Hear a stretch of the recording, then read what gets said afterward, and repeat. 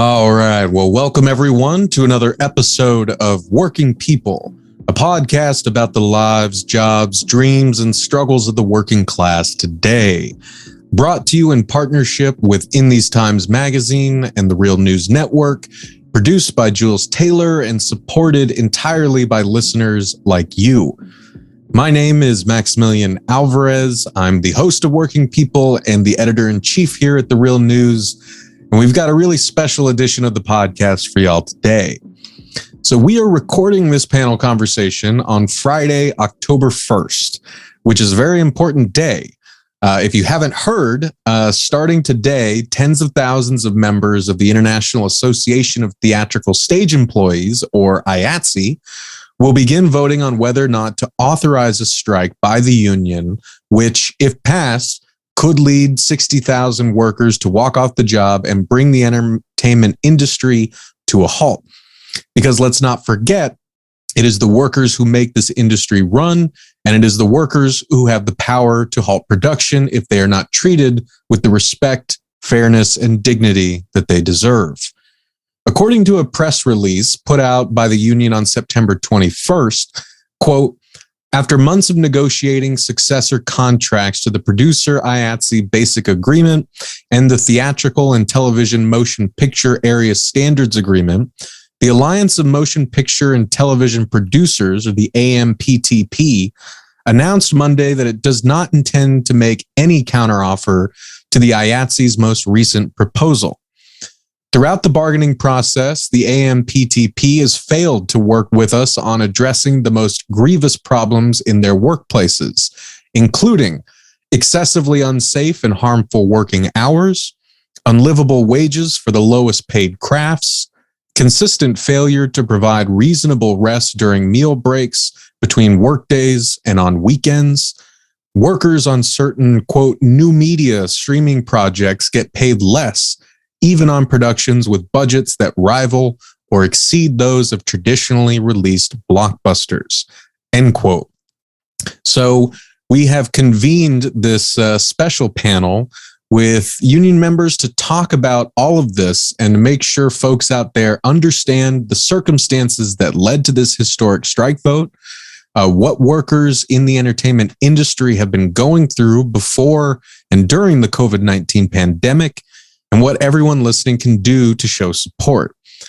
And we are recording this conversation for the Working People podcast, but we will also be running a video version of this episode over at the Real News Network YouTube channel. So if you want to see the video version, go check it out there. So once again, thank you all for joining us. And without further ado, let's go around the table and get to know our wonderful panelists today. Thank you for having me. My name is Marisa Shipley. My pronouns are she, her. I am a freelance art department coordinator working in TV and film in Los Angeles, California. And I am the vice president of IATSE Local 871, which represents a lot of majority and historically female crafts affected by huge pay inequity in the industry. I'm David McMahon. I use he, him pronouns. I'm in the New York local 52 of IATSE. In the shopcraft department. My name is Faye Weichsel.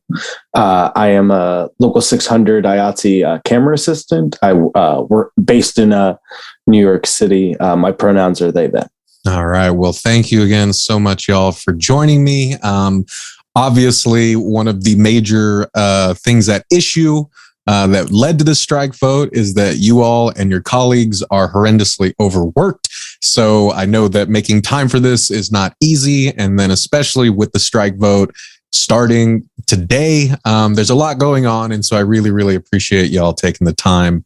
And we're really honored to have you all here on the show.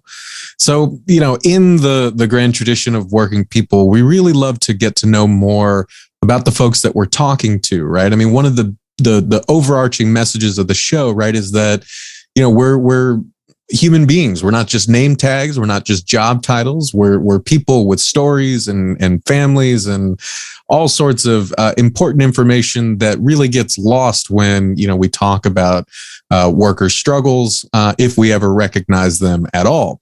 And so, you know, working in an industry that has such a big impact on so many of our lives, Yeah, I think it really is doubly important for listeners and viewers to understand that, there are just so many people who put their hands on these shows, on all the entertainment products that we enjoy.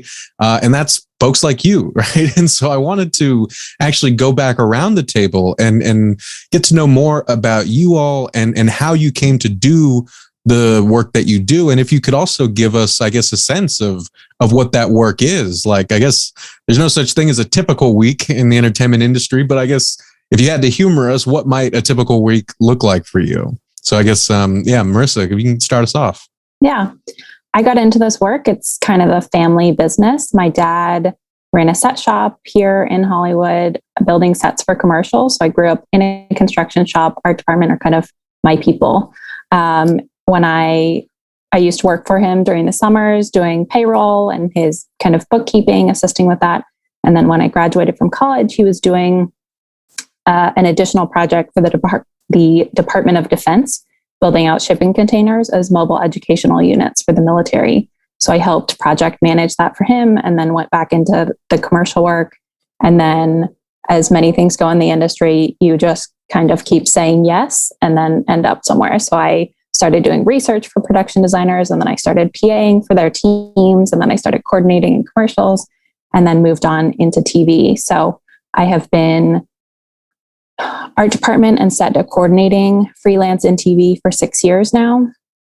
And I often describe myself as fortunate in terms of my hours, because I work 12 hours a day, 5 days a week. So I'm on a 60-hour work week, which is on the low end, kind of baseline for the industry, which, is a week and a half of work if you're talking about a 40-hour work week. So our baseline is very skewed, but I am definitely on the low end.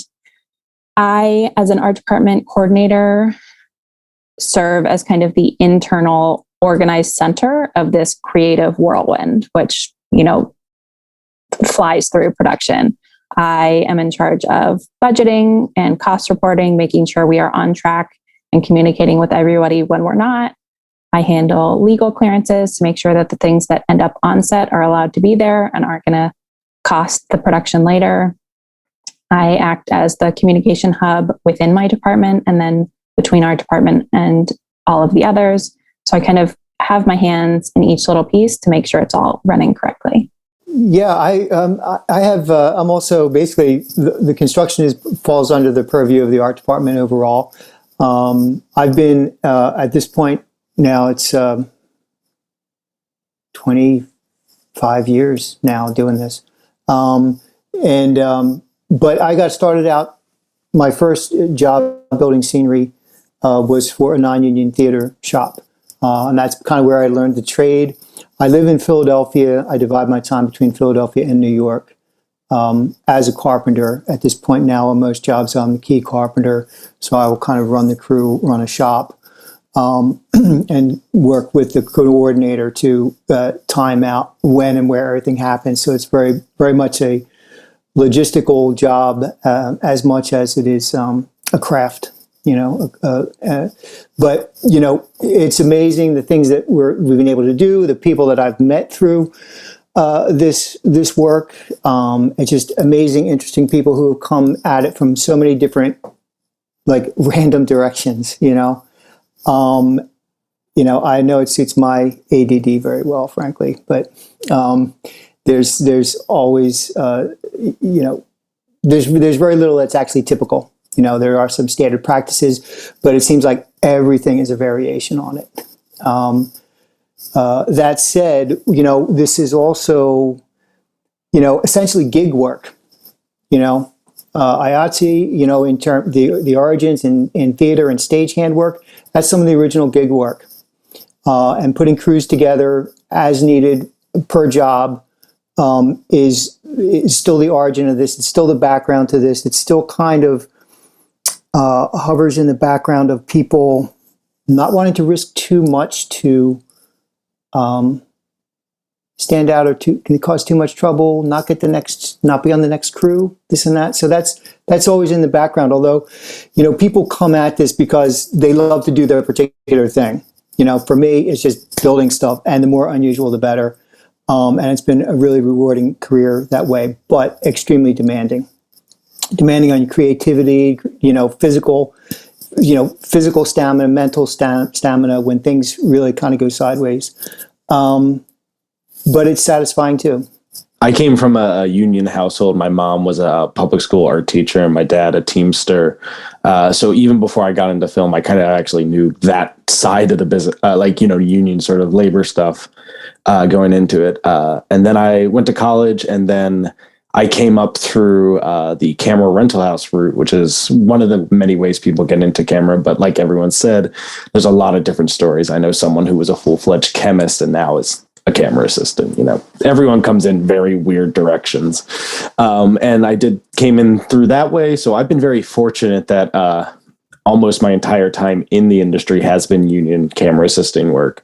Not that I haven't done non-union work here and there, but then I kind of fell into the union organizing sort of side of things. I also co-chair the young workers of the Eastern region. Local 600 is one of the national regions of IATSE as far as film goes. We cover the whole country. Other IATSE, cover different regions and whatnot.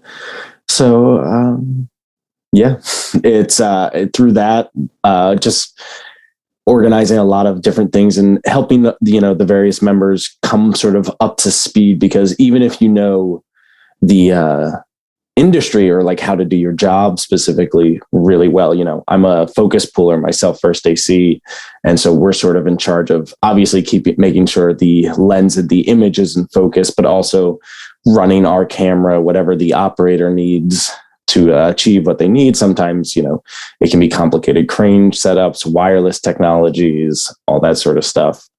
And just making sure that everything is rigged correctly on the camera itself. And then obviously rigging is left to the grips and stuff for like more established things. But even if you understand that side, the technical side, a lot of people would join the union and be like, okay, what's the union? And sort of that's where we stepped in as young workers, sort of just helping everybody get up to speed on all the things the union does. That's awesome. And it's, I'd be lying if I said that I didn't get a tinge of anxiety when you were talking, because I suppose it's gone long enough that I could admit this to our dear working people listeners and Real News viewers. But y'all may remember back in the winter, I got in a rental car and I drove my ass all the way from Baltimore down to Bessemer, Alabama, to talk with Amazon workers who were voting on whether or not to join a union. I got down there also to talk to Real News Network board member Danny Glover, and I went by myself because we hadn't been vaccinated yet. So I piled in a bunch of camera equipment, but I couldn't bring one of our great Real News studio folks with me. So I had, Dwayne and Cam on Zoom when I was in the hotel trying to coach me on how to use it. And to this day, I have nightmares about the fact that I shot my interview with Danny Glover out of focus. And it wasn't unusable, but it wasn't as like sharp as it could have been. And I'll never get over that. So, having tried at a very low level to do what you do for one day and fucking it up, like I just, am grateful for all the great work that you all and your union siblings do on a daily basis. So I just wanted to share that.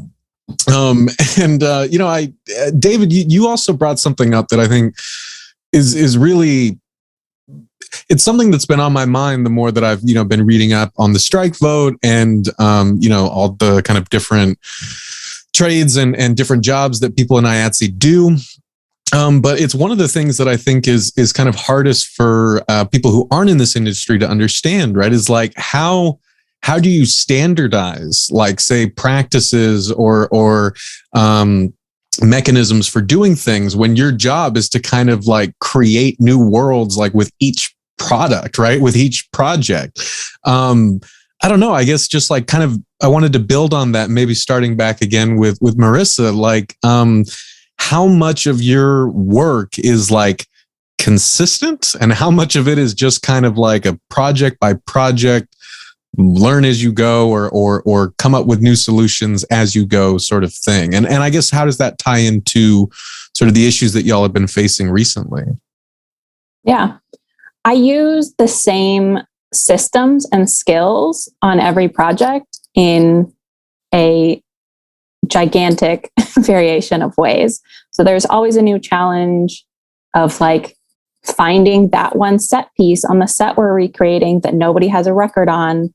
And I've gotten very good at Googling to figure out what that exact doll was in the background, or like knowing the rights of artwork and, European artists versus US artists, and what I need to clear with lawyers and what I know myself. And so everything plays out in a slightly different way, but it's all drawing on the same skill set. I have always believed that one of the truly magical things about this business is that we all come together and like start running. And that works because we all know our place and our piece and how it all interacts with one another. And it's this giant collaborative project. And I see that also in the solidarity that we're feeling right now, is that everyone is not just saying this is what matters to me, but is hearing what matters to everybody else on the crew and saying like, all of this matters and we're doing this together as a union, the way that we work together on our shows. And so that has been very cool for me to see. I think that's also why some of the systems don't change as soon as they maybe should, because we are freelance. And so we hop from job to job. And so if you're changing a system, like in March of 2020, I was still filling out literal carbon copy purchase orders for all of our orders on all of our shows. And it took COVID and people working from home and going digital to force that out of the business, right? Because everybody had to, on all of their individual projects and shows, everyone had to adapt all at the same time. But if one show is trying to like implement a new system like that, it doesn't tend to like ripple through the industry as much. And so it's an interesting, while very technologically advanced, some of the systems on the back end are, we've been doing it the same way for decades. Yeah, I think those are very good points. I mean, just speaking in terms of, construction, when we are thinking about whether we have to build something that has to go into a location, or we're going to build something that's going to be for the stage, in the front of our mind through the whole process is, how it's going to be used, who's going to be using it, what are the needs of the scenics in terms of the material choices we built from, what are the needs of the set dressers who have it next, coordinating with the grips for make sure things, whatever, fit in the truck, fit in the door of the location where it's going to end up. All this kind of like constant checking and rechecking with other departments along the way, to make sure, because again, we all know that we're in this together, just in a day in, day out kind of way. But it also goes to the point of like how, there are very specific categories, and even within departments, there are different roles assigned to different people. And that serves, when everyone's firing on all cylinders, that works really well because like where the boundary is to where you pass the thing off to the next person, and they're kind of ready to receive it and then do their thing with it. So it's very much like a relay in times, and doing the handoff is really important, and knowing how to do that well. And so, I mean, I'm going to be really curious to see what the strike vote looks like, the authorization vote looks like, with that kind of framing, in mind. Just what I've been seeing over social media, once people are like, feel hesitant at first, couple key points get made and they're like right there, So I'm very curious to see how the vote totals go because, as Marisa was saying, there is this sense that, all this happens from a team effort. Sort of building off what things David and Marisa said, it is a lot of applying sort of a system or a methodology to the same problem. One of my favorite on set jokes is how many camera assistants does it take to change a light bulb? And it's 6, 1 to do it and 4 to tell you how they did it on the last job. Because there is so many different ways to do the same task. For perfect example, focus pulling, some people will tape out marks on the ground. Some people will put pieces of tape on their Preston unit so they physically see it. Some people will sort of just put their fingers where the marks are and do it by feel. As long as it gets to the same end result that you need, it doesn't really exactly matter how you do it. So there's a lot of flexibility in how you do your job. And that runs the gamut even down to, the second AC, how they organize their bag, or the loader, how they organize the overflow cart and the batteries and et cetera. But within working through all the different departments, there are certain standards because you'll go to a set, and especially as a camera person, it's not uncommon for me to go there and not know anybody else on the job. And because we all sort of share the same filmmaking language, once you figure out, okay, that's the key grip, that's the gaffer, that's the first AD, you can kind of just plug into it and then everything works, even though I've never met these people 20 minutes ago. And then, we hit the ground running. I think also in terms of the working conditions part of the question, one of the real challenges with this industry and our work is that because the jobs are temporary and because we jump from job to job and we're so busy and so tired when we're working, it can feel hard to hold the line on working conditions because crew members are like, okay, well, they're saying it'll get fixed next week. And then things keep getting pushed off. And then you're at the end of the job and then you're on a new job and there's the same problem.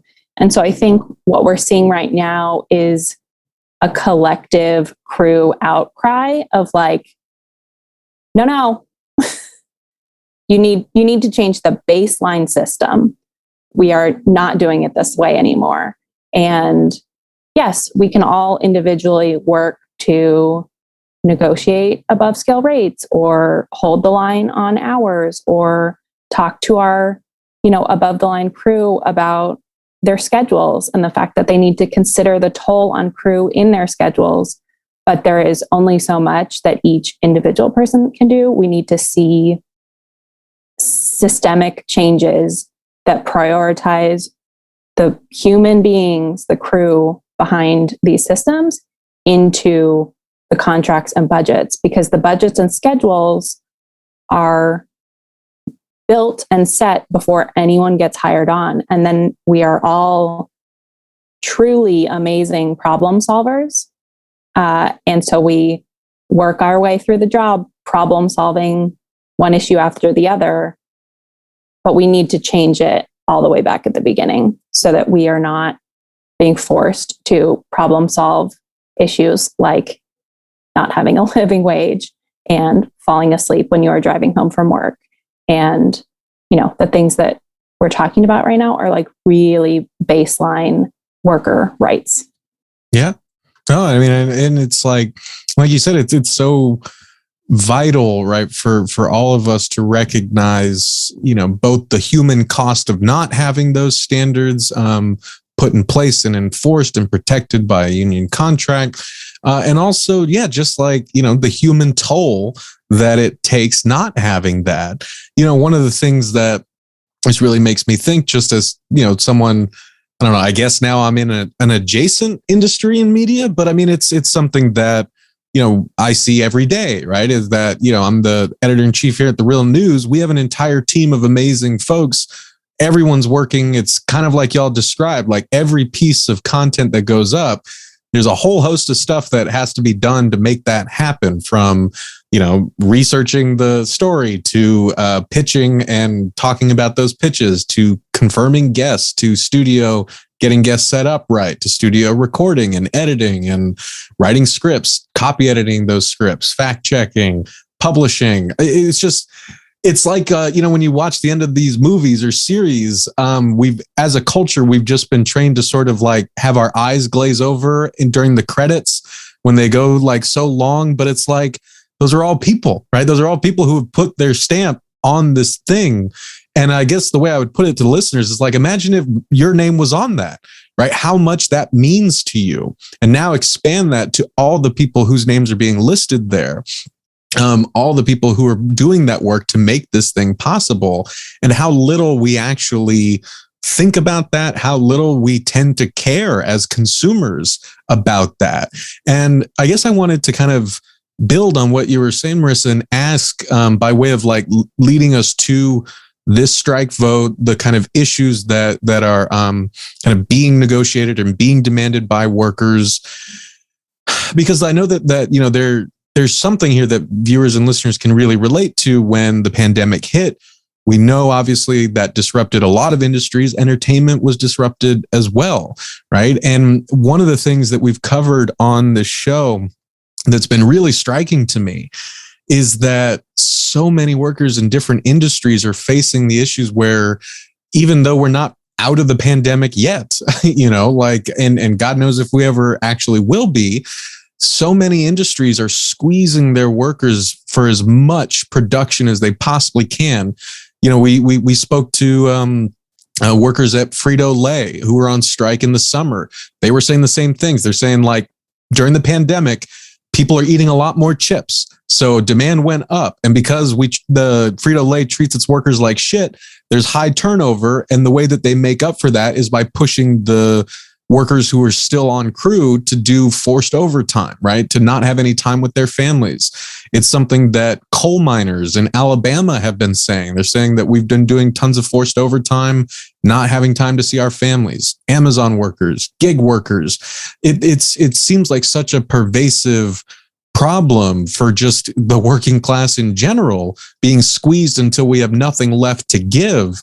And really kind of having it really shows you the difference between having a union and having that kind of solidarity with your coworkers and the ability to stand up against the bosses and demand what is rightfully yours.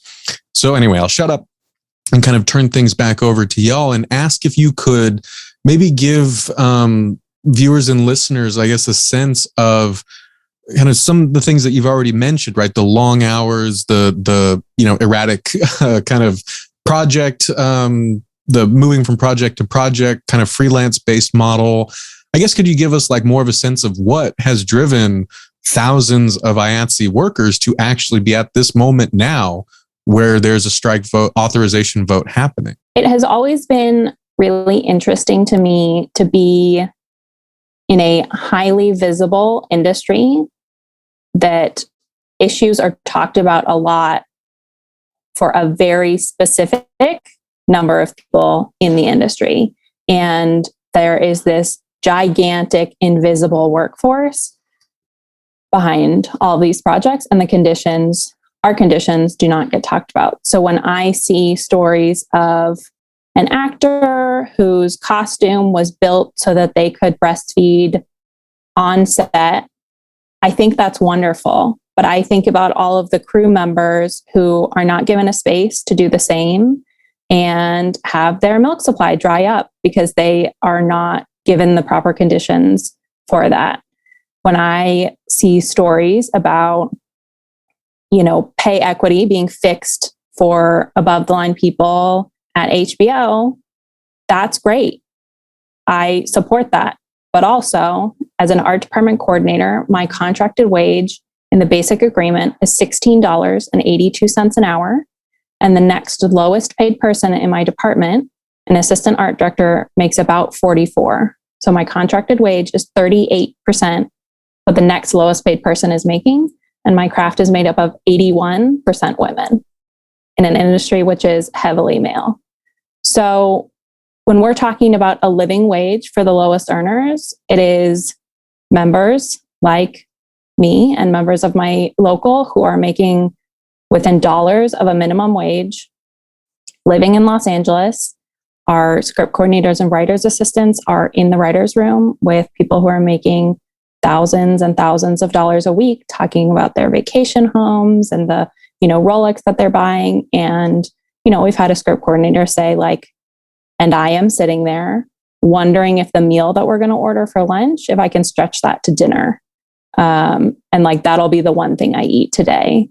And writer's assistants who are talking about the almost expired groceries in the kitchen and like splitting them up between the assistants in the office to take home for the weekend.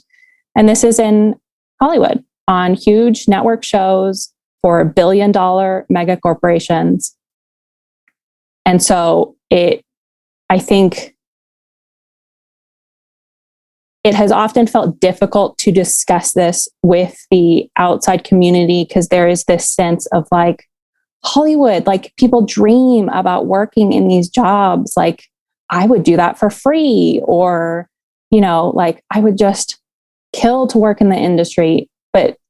And I understand that it is magical the way that we come together. And I love telling these stories. And I actually love my job. But we are also workers who deserve a fair living wage for the work that we contribute to the project, which makes them money.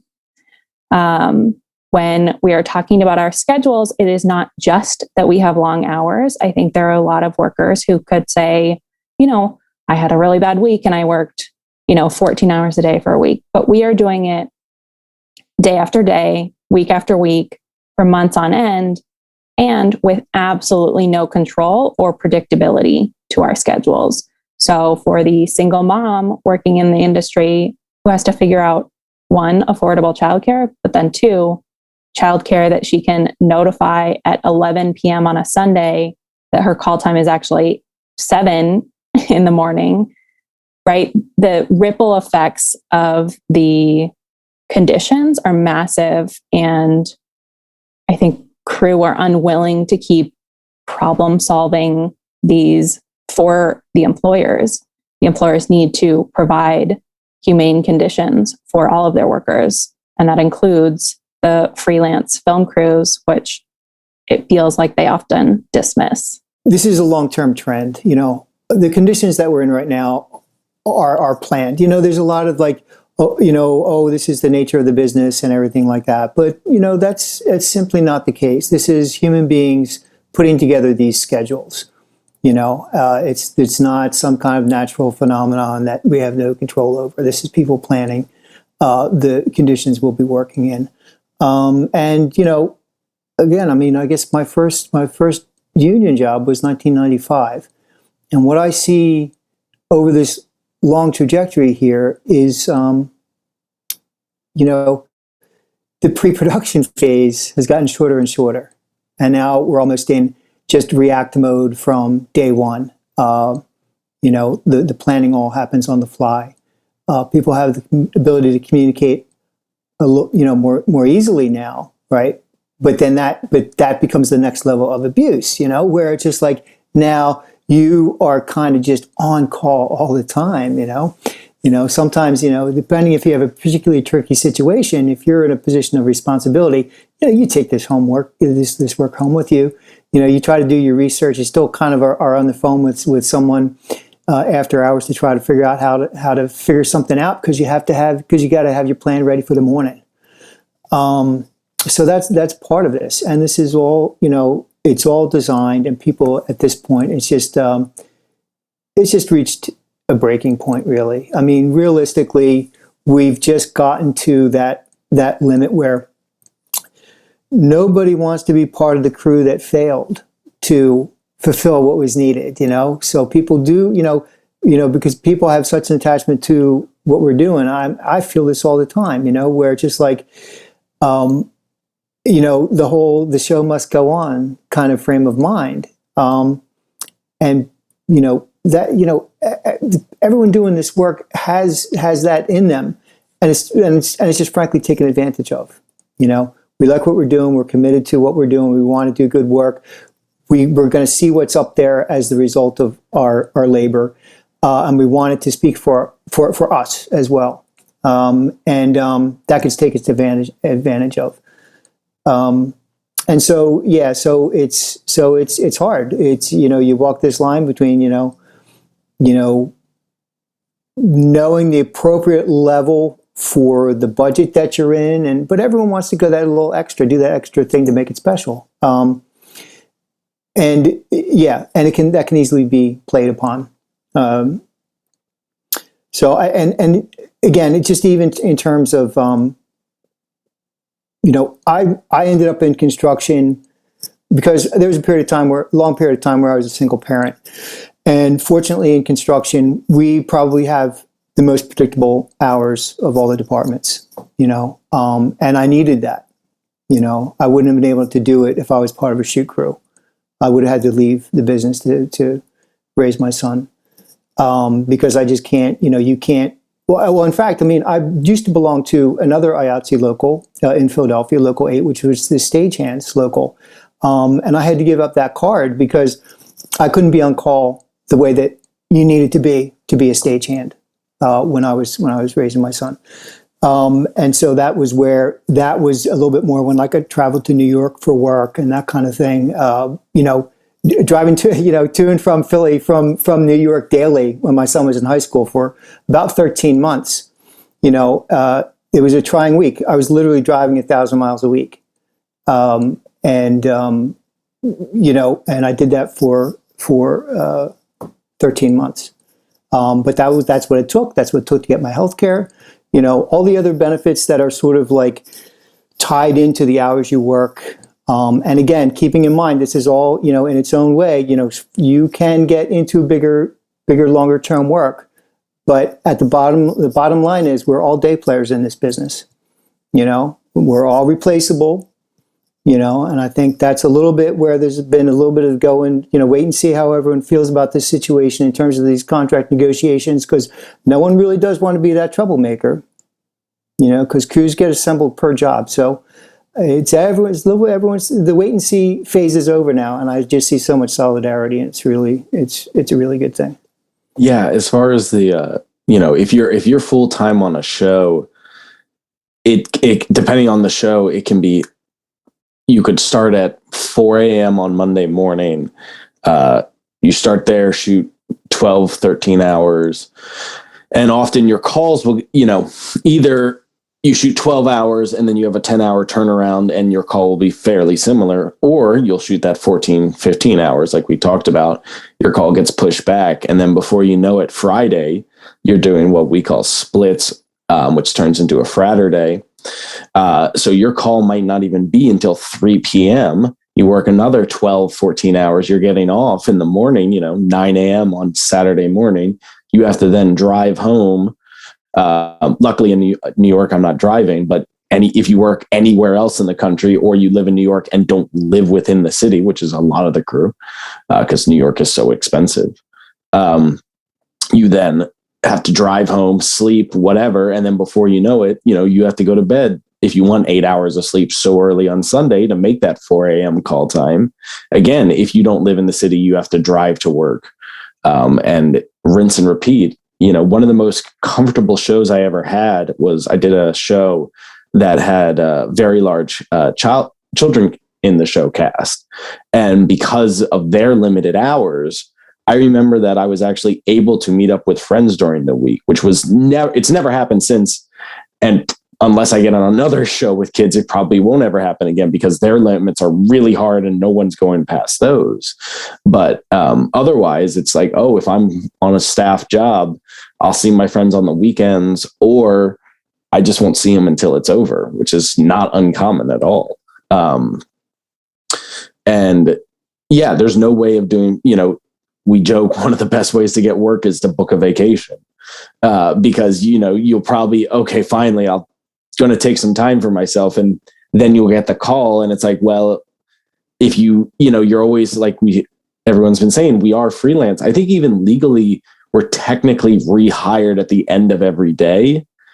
And so like there is no worker, if something goes wrong, you're just gone. But there's no, how do you make plans? How do you try to do trips, going to weddings? I was reading an IA stories page about a script coordinator who had to keep their laptop on them full time and they were at a funeral and they had to like leave the funeral early to go send these scripts out. And it's that sort of thing, back when I was a second AC, you would have these things where your call time's 5 p.m., but you need to pick up gear that day. So you need to wake up while the rental house is open. They have regular business hours. So even if you got off at 6 a.m, you need to wake up to call them at some point and get all that stuff sorted out. Maybe you're calling the Teamster captain. So you're working even in that 10-hour turnaround, which is insanely short as it is, not counting the travel time. So that's sort of the, week in a life of working on a set full time. And I do think COVID has just increased that pinch, right? And you hear David talking about it in prep, Faye's talking about it to the shooting crew, and it carries into the post crew as well. Post-production is squeezed into tighter and tighter timelines. And even though they are not tied to the shooting crew, they are working just as abusive hours. So it is really the system at its base. It has no value for the human lives, which its schedules affect, pre-production all the way through to post. And that's I think just like beautifully put, right? Because it really is at base what we're talking about here, right? Like, do you see the people who make your industry run as human beings who are in any way deserving of sleep, of, time outside of work, of basically just living with the dignity of knowing that your entire life does not revolve around this one production? And I think that, again, as we've kind of been talking about, the answer for most employers is no, right? I mean, it's not, and in a lot of ways, they've been entitled to feel like it's not their job to think otherwise. And again, it just really highlights the importance of workers having the ability to band together and to, say that actually, no, we are human beings and we demand to be treated as such. Because I remember working as a temp. I was working at warehouses back in Southern California, back home, Marisa, and it was kind of, there's so many eerie similarities to what we would hear on the warehouse floor to what y'all are describing, right? We were constantly reminded of the hundreds of desperate people who were literally waiting outside of the gates at 4 a.m. every morning to see if someone didn't show up, right? Or to see if someone got fired, right? And so you were constantly reminded of your dispensability, every single day. But then you add on to that kind of everything that y'all were saying, like it kind of, what you and your union siblings in IATSE are kind of going through is sort of like the perfect convergence of so many exploitative problems that workers are facing all over the place. The gig work model that y'all were kind of talking about, as you said, David, it's like in a lot of ways, the entertainment industry kind of predated the gig work model, but also there's that do what you love so you'll never work a day in your life, right? And, there's that sense that I think teachers get, that, health workers get, academics, there's so many people in these industries where the work that you do is supposed to be compensation enough. And if you complain, you're just ungrateful, right? I remember a really amazing woman. The second person I ever interviewed for this show is Glendana Shevlin. She works at the Disney Hotel over there in Anaheim. And she would always put it this way. She said, we make the magic. And you can hear it when she talks about it. She takes so much pride in making that magic.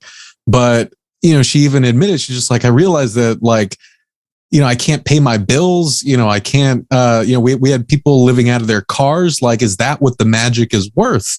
Or if the magic is that important to so many people around the world, then why aren't we treated that way? Anyway, I mean, it's just my way of saying that, like it's ridiculous and awful that, so many human beings who make some of the most, like widely seen and enjoyed products and productions in the world, right, are treated with such callous disregard. And I don't want to keep y'all too long, so I know we should wrap up.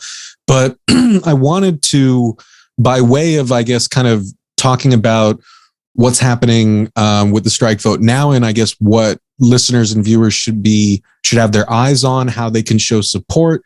I wanted to squeeze one more kind of question in there related to the pandemic, because I know that it was in the quote from the IATSE press release that I mentioned in the intro, right, that the streaming services have also kind of played an interesting sort of role here. And I imagine a lot of listeners and viewers are kind of curious to know how that has impacted the kind of traditional, quote unquote, model in the entertainment industry.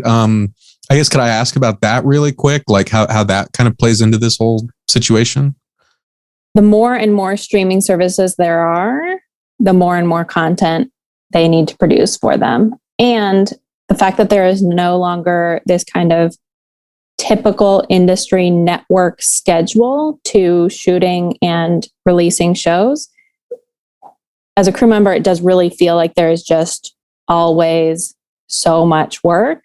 And because there's such a high demand, they're squeezing everything into as short a schedule as they can and kind of putting as little into it as they can. And as a crew member, you'll often hear someone make a comment of like, well, we want to see the money on screen, right? So there's this justification that is made that if they cannot, they'll pay for that set piece because they can see it on the camera.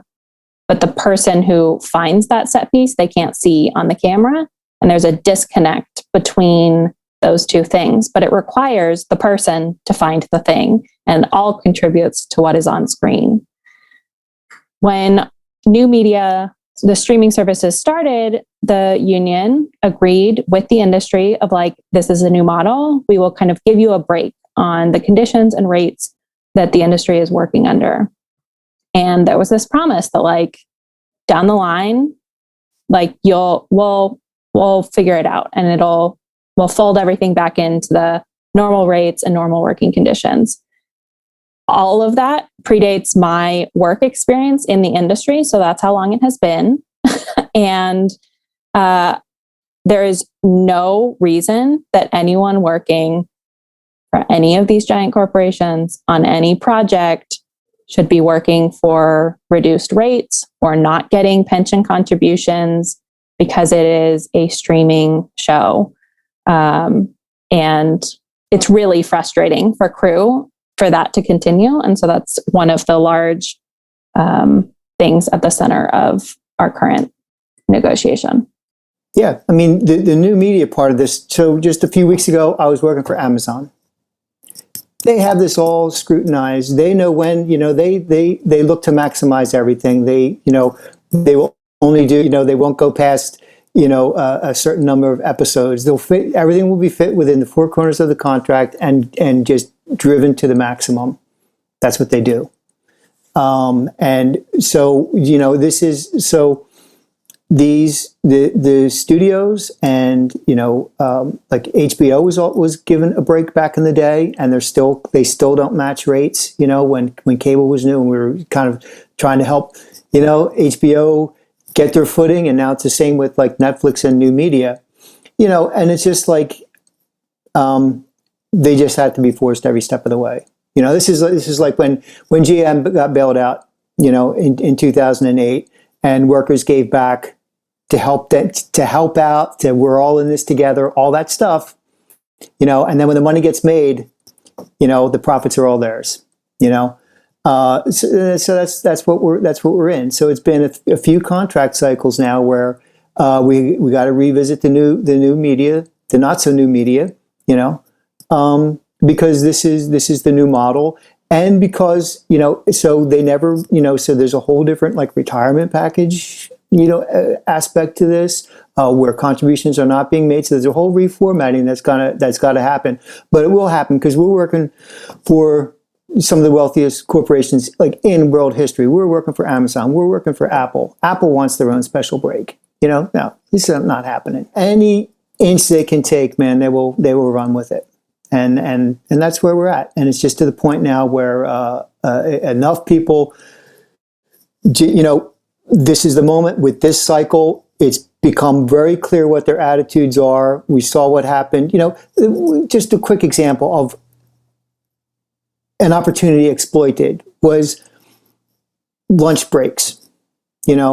Where so during COVID we weren't able to. We returned to work with testing. This is all still pre-vaccine and everything else. We're returning to work with testing and safety protocols and all this kind of stuff. So we're spread out for lunch and all this kind of stuff. Well, now that evolved into rolling lunches and no planned meal breaks and no one getting real break. Now you eat your lunch at your bench or whatever.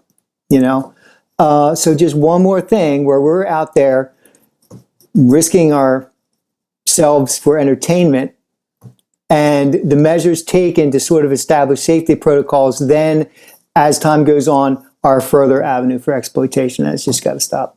Yeah, I do think COVID definitely had a factor to play in sort of just everything. I know that for some people who work back to jobs, COVID was sort of the first time that they ever actually had to stop and, got actually time to spend time, with their family and, maybe not time with their friends, but call their friends, get back into old hobbies, have a life again. I remember I had that feeling of like, what do I do when I don't have to work and I want to do stuff? Like there was literally like, I don't fucking know what to do. And, that there's the months and months of that. And then, we get back to work pre-vaccine, the producers put all this stuff of how we'll get back to work safely, because that was a part of it. They had to show the government that we could get back to work safely. It wasn't just a get back to work. And, all that stuff happens and they're like, oh yes. And we've consulted epidemiologists and they've shown, hey, we have to do 10-hour days because past 10 hours, you will probably get more likely to get sick. And in the beginning that happened. I was on one of the first jobs back in August of 2020. And within 2 months, that was out the window. And we're back to the 14-hour days and, not taking these breaks while we're still in the pandemic. The vaccine comes out.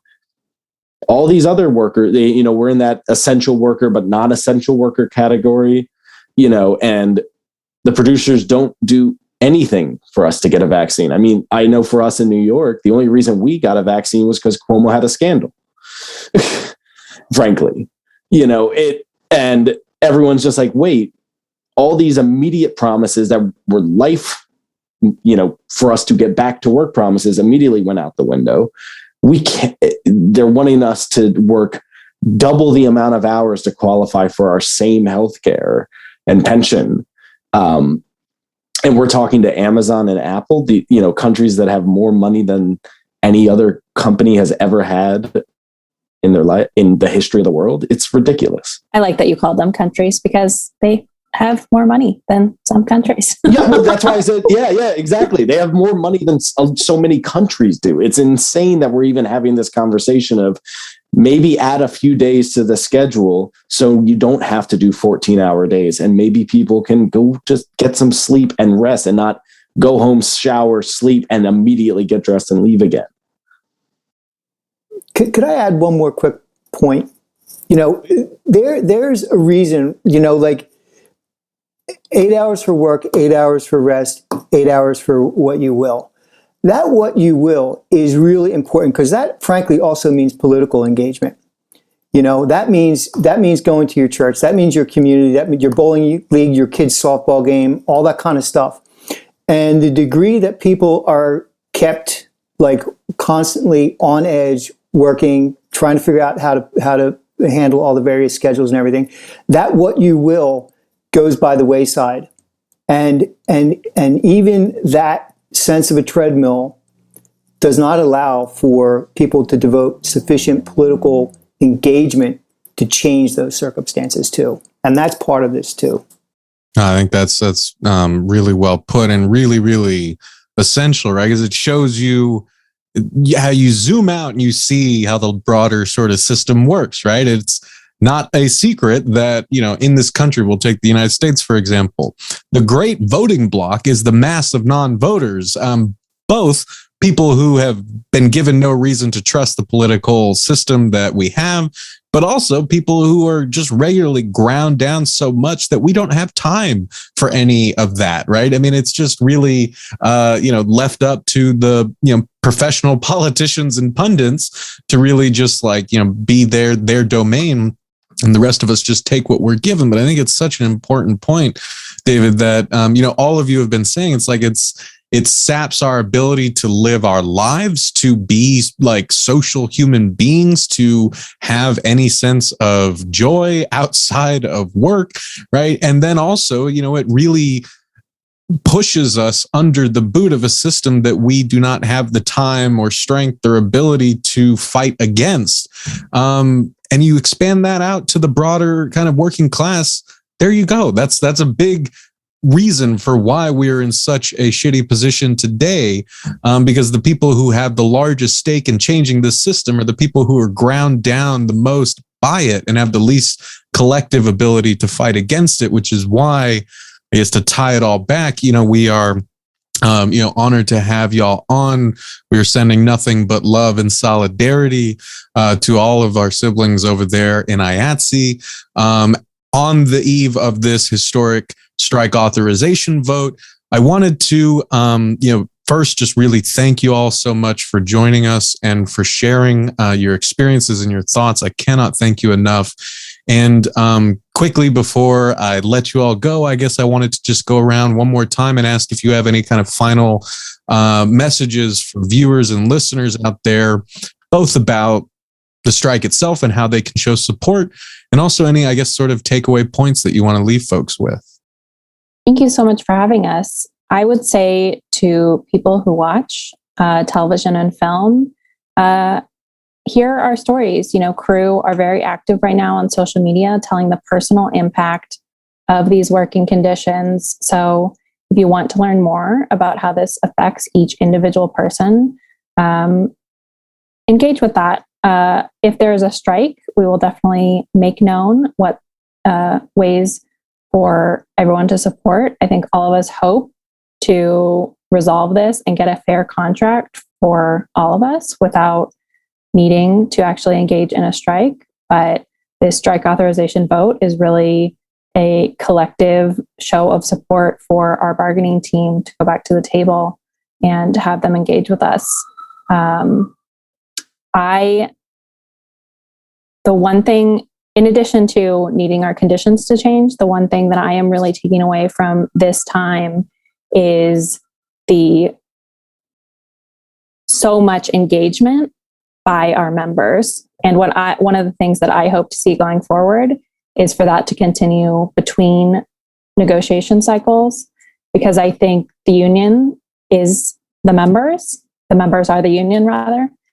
And this potential change is coming about because crew members are making it very clear that we have our leadership's back in asking for change. It requires both of those pieces.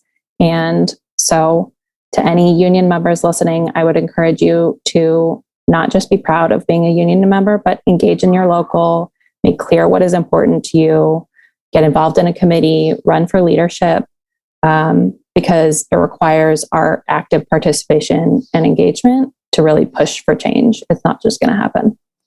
Yeah, I second that wholeheartedly. I mean, an active membership really is crucial, and it gets tough to do that again with the schedules that we have. To add that in there, and again, not so unintentional maybe. I would just say, people can IA_stories at Instagram.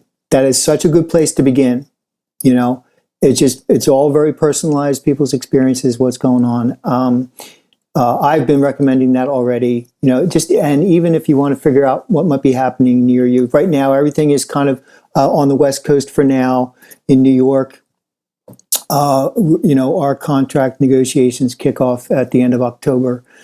So we're, a few weeks away from having to do anything similar. Hopefully what happens, there's enough show of force out there on the West Coast and the three national locals that's the impact that's needed. But yeah, IATSE.net, they have there's a toolkit there with all kinds of social media things that people can use, and it's also a way to follow up on updates. But yeah, and just when you're watching Netflix or something like that, just kind of unclick that little thing at the bottom that lets you scroll past, like move right past the credits, and just take a moment and reflect on all the names that are going by there. And I think that's about all I got. Yeah, I think if people are looking for more information, there's a petition that IATSE is currently asking people to sign.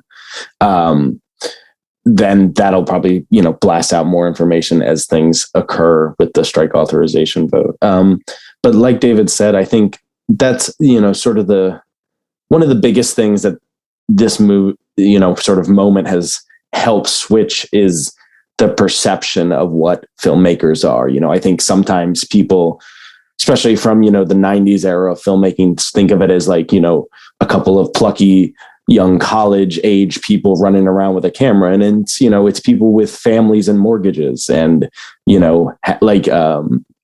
have our, some of us, we have dreams of doing stuff in the business. And for other people, this is a job. And I think that should be perfectly fine. And, a stagehand once taught me the best, sometimes they say, hey, we're living the dream. They'll say that on set sometimes. And a stagehand taught me, but dreams can be nightmares. And so, just because, for the stars or, whoever's behind it is their creative vision, there's all the people that need to, and, I'm in camera, so I can be very lucky sometimes, if we have a 12-hour day, that doesn't count the hair and makeup people who had to get there before me. That doesn't count the Teamsters who had to drive the hair and makeup trailer to set and to location, and we all know how bad the very, LA, New York City, Atlanta traffic can be. They have to add all that extra, so it's not just even the directly unionized of the 13 local bargaining for this. It's all these ripple effects that just go out from everywhere. Well, Marisa, David, and Faye, again, thank you all so much for taking time to sit down and chat with us. I really, really appreciate it. And we're sending nothing but love and solidarity to you and to all members of IATSE. And to everyone listening, we will provide links in the show notes to the sources that were just referenced so that you can check them out. And yeah, definitely just to second David's recommendation, check out the what was it again, David? IA underscore? Yeah, IA underscore stories on Instagram. On Instagram. It's a really, really great account that does really put kind of, human faces to, these stories, to these productions. Obviously something that we wholeheartedly endorse here at Working People. So definitely go and check that out. Voice your support on social media. This is Maximilian Alvarez for the Real News Network and Working People. Before you go, please head on over to therealnews.com/support and support the work that we do here so we can keep bringing you important stories and coverage just like this. Thank you so much for watching.